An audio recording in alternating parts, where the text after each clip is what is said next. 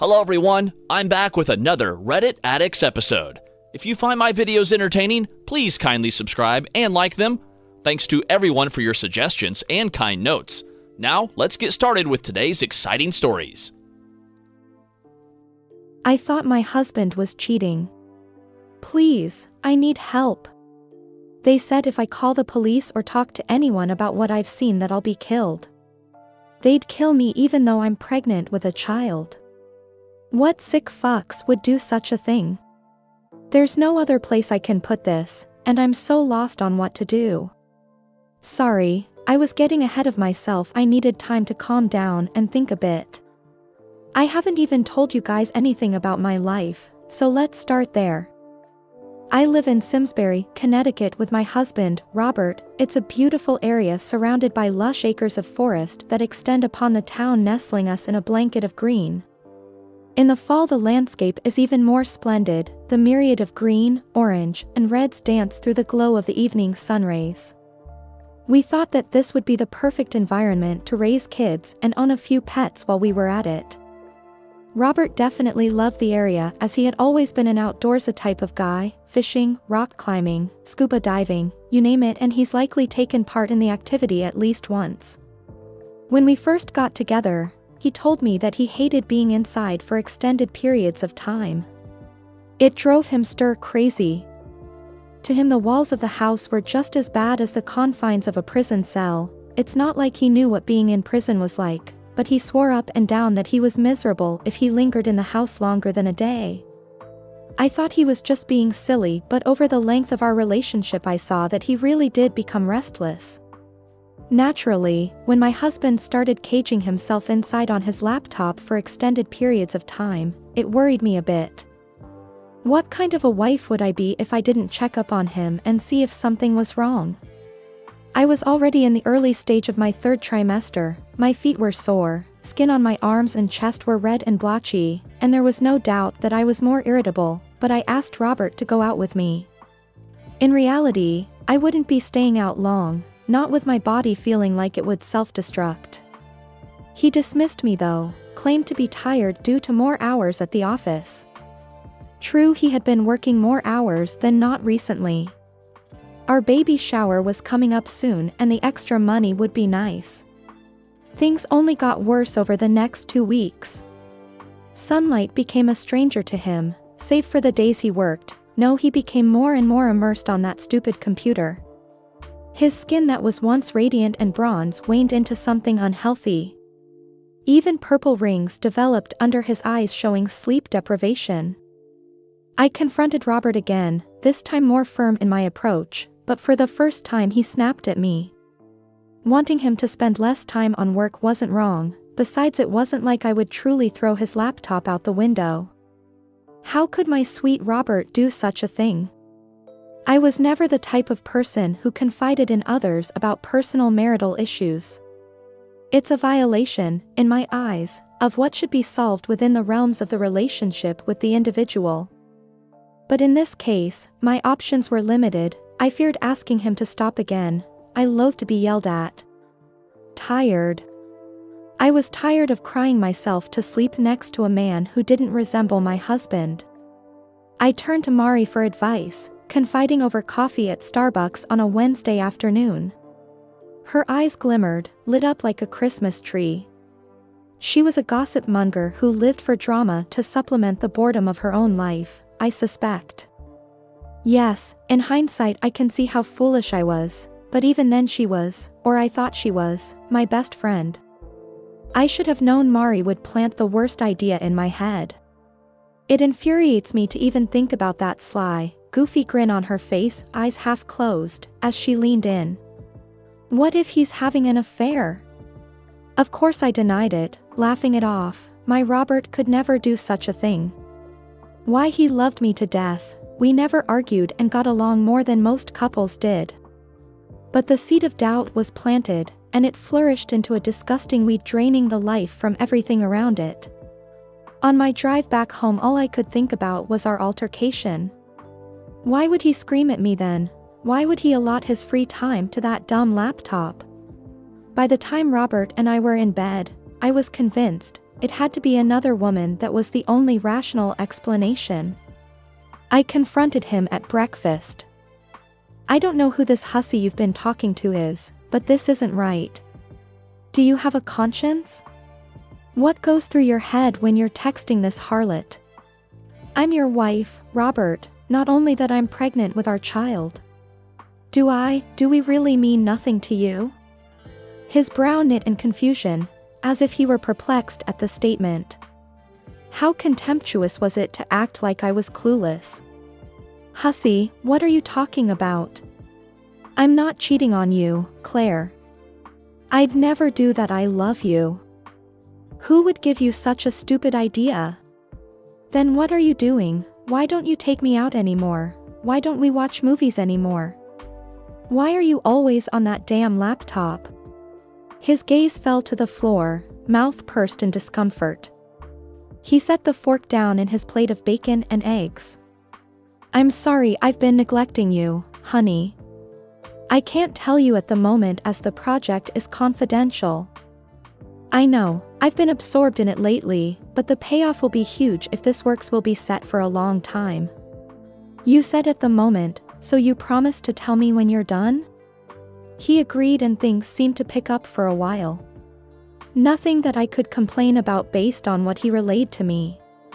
It was wonderful to have my husband back, but that was only the resting period, the calm before the storm they call it. The cycle began once again, only this time no amount of words would garner his attention. If he wasn't working, he'd stay out until evening or haul up in the basement. Pouring my feelings out on the web helped, although my intention was to get feedback on what was going on with him.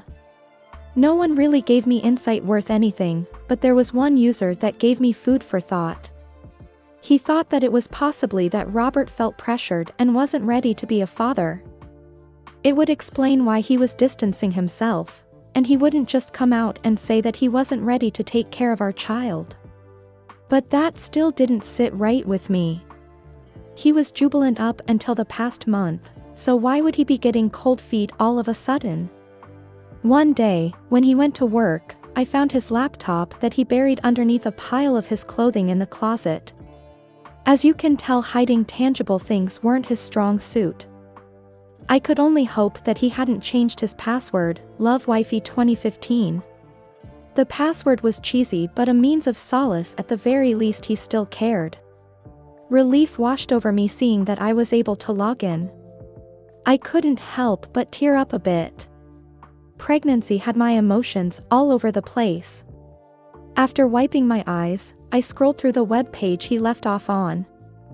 A dull black and white website that lacked a domain stared back at me. Nothing stood out besides the encrypted links to live streams in the top right corner of the screen. My husband was logged in, his user Robert Lewis. For a website about business, it was hardly set up. Maybe it was still in the creation process? Suddenly, a notification popped up from someone by the user of Norman23. Norman23, yo, Robert, great show last night. You always release such quality content, no wonder they pay you the big bucks. Robert Lewis, thanks. I try my hardest, there's no room for half-assing. There comes a point in time where we're able to mimic our spouse's mannerisms and personalities, but that didn't stop my heart from thumping in my chest. Though I was fairly confident in my ability to impersonate him, that's where it ended. I had no idea what he had been working on whatsoever. Norman23, you've always been like that. It's one of the reasons so many people respect you in this community. I'm actually having my own live stream tonight, it's my first one and I'm really excited. I'm nowhere near you in terms of talent or expertise, but I hope you'll watch it. Robert Lewis, sure. I look forward to seeing what you've produced. I hurriedly logged off before his account was bombarded with more replies. Strange, but I was a bit proud of his success and the people that looked up to him. I expected Robert to be home by around 8:30 p.m., but the time had gone and passed. He normally would call me to inform if he was staying late or at least send me a text, but he didn't do either. I debated heading up to his job, as it was only a 30-minute drive on the interstate. A surge of pain shot through my belly. Little Elizabeth wasn't going to have any of that. Following her hissy fit, my vision started to swim. It felt as if a marching band was stampeding through my head. I decided to do the logical thing and take some aspirin and lie down. The clock read 11:15 p.m. when I woke up. It didn't take much time at all for me to fall asleep. I turned and realized, much to my dismay, that Robert still hadn't returned. He hadn't answered any of my texts or calls either. I'm not sure what it was, but through all my panicking, I was reminded of the live stream. I could just ask Robert's coworker, or whatever he was, if he had seen him. As soon as I logged onto Robert's computer, a message from Norman popped up inviting me to join the stream. My palms were clammy as I clicked the link. The minutes ebbed by as the page loaded. There was no reason for me to be nervous. I'd just ask him, that's all, so why was I feeling so unsettled? The page finished loading, only for a black video feed and an empty chat box to greet me. Well, if anyone was there, it wasn't displayed at the bottom of the chat box. I tried to type something, but the website wasn't responding. Shoot! Was the laptop overheating? I brushed my bangs from my eyes, letting out a sigh of frustration. Why was I bothered to go out of my way? Robert didn't want to be found. He obviously didn't care about me any longer. Well, screw him. I wasn't going to have a heart attack over someone who was being an asshole, not even if he's my husband. As I went to exit out the page, a loud chime ruptured from the speakers. I jumped back, scared half to death, as the chat box was flooded with messages from random people.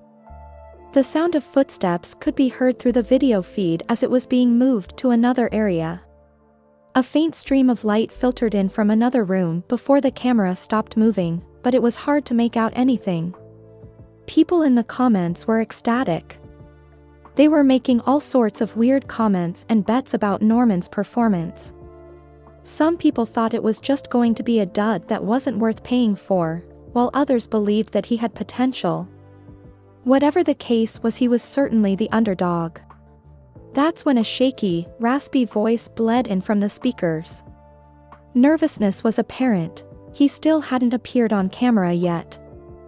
I'm so happy that you're all here taking time out of your day, evening, whatever time zone you are in, to watch this session.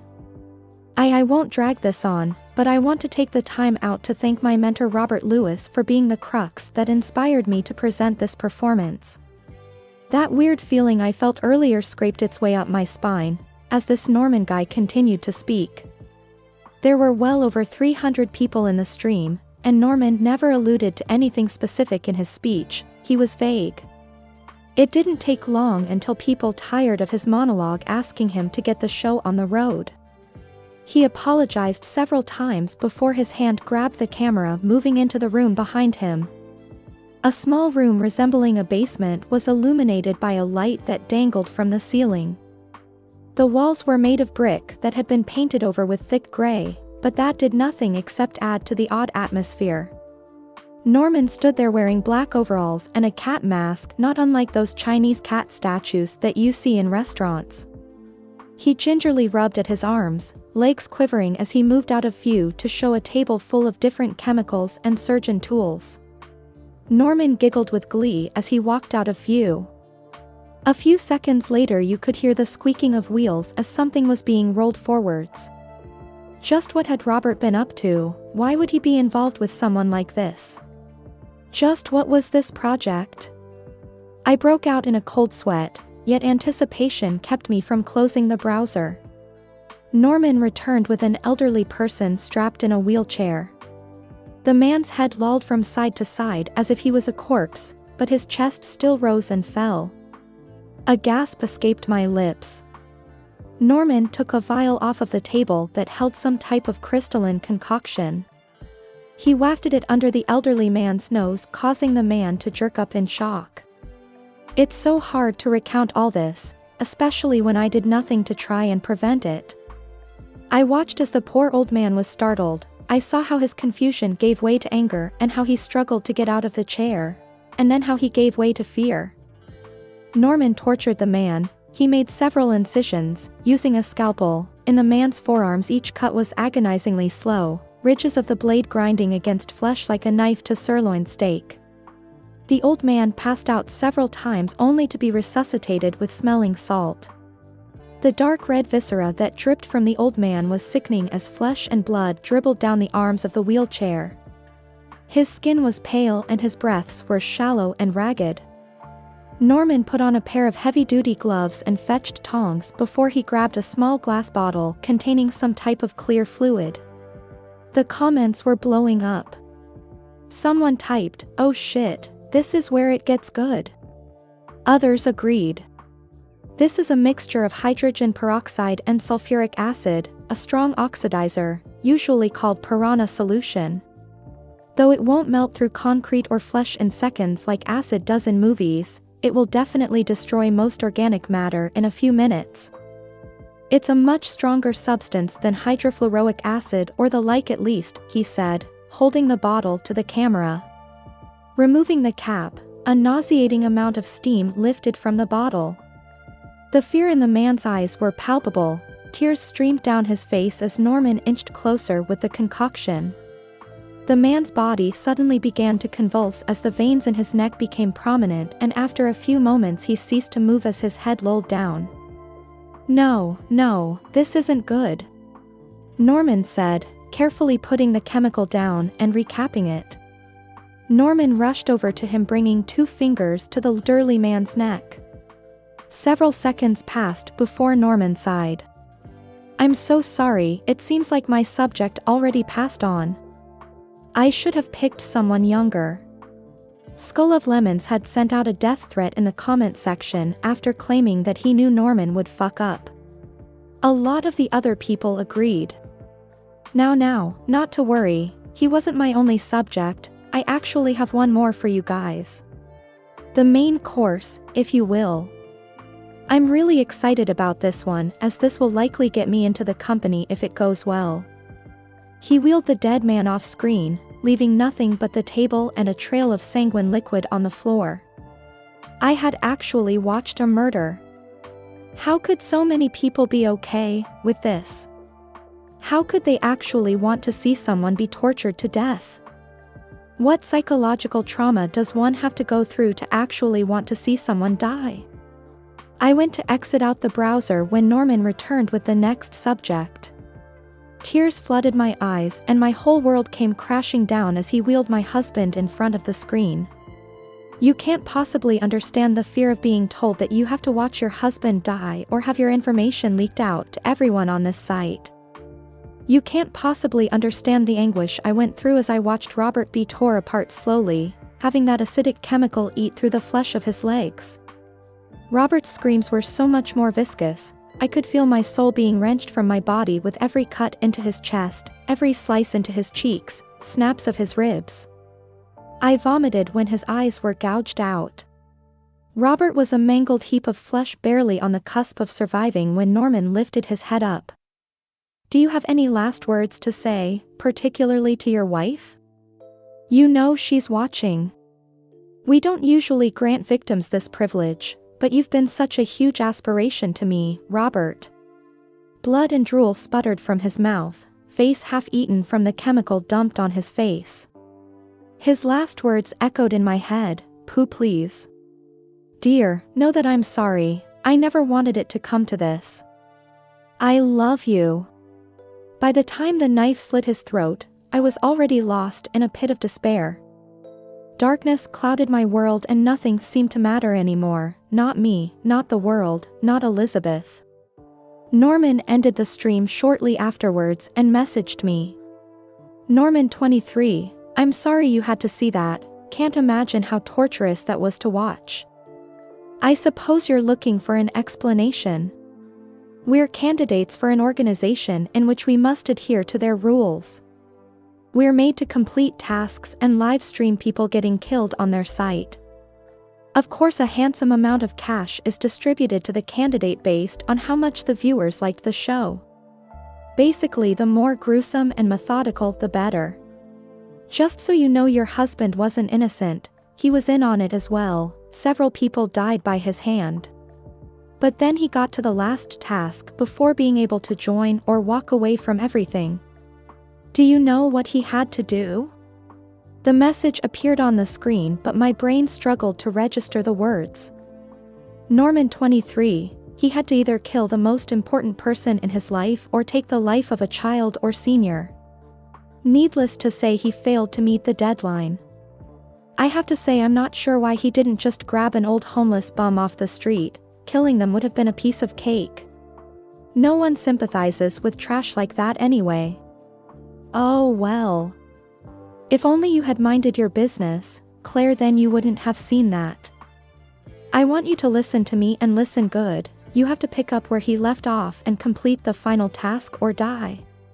It's not all that bad though. If you do so, you'll have enough money for you and your baby to live comfortably for the next 15 years. Couple that with Robert's life insurance and you'll be set. Please don't do anything stupid like go to the cops or tell someone. If you do, well, I'm sure you can tell what will happen. My heart is in shambles, guys. What should I do? I believe that my husband was trying to do the best by me given the circumstances, but he's committed such heinous acts and has left me a shattered person. Now I have to listen to these sick fuckers or lose not only my life, but my child's as well. I have nightmares of everything that's happened countless times, but recently I've been contemplating it as the deadline gets closer. In fact, last night I had a dream of inviting Mari over. I don't know anymore, I'm so lost. We hope you enjoyed this story. Thanks for watching and hope to see you in the next video. And before you go, please be sure to subscribe for more.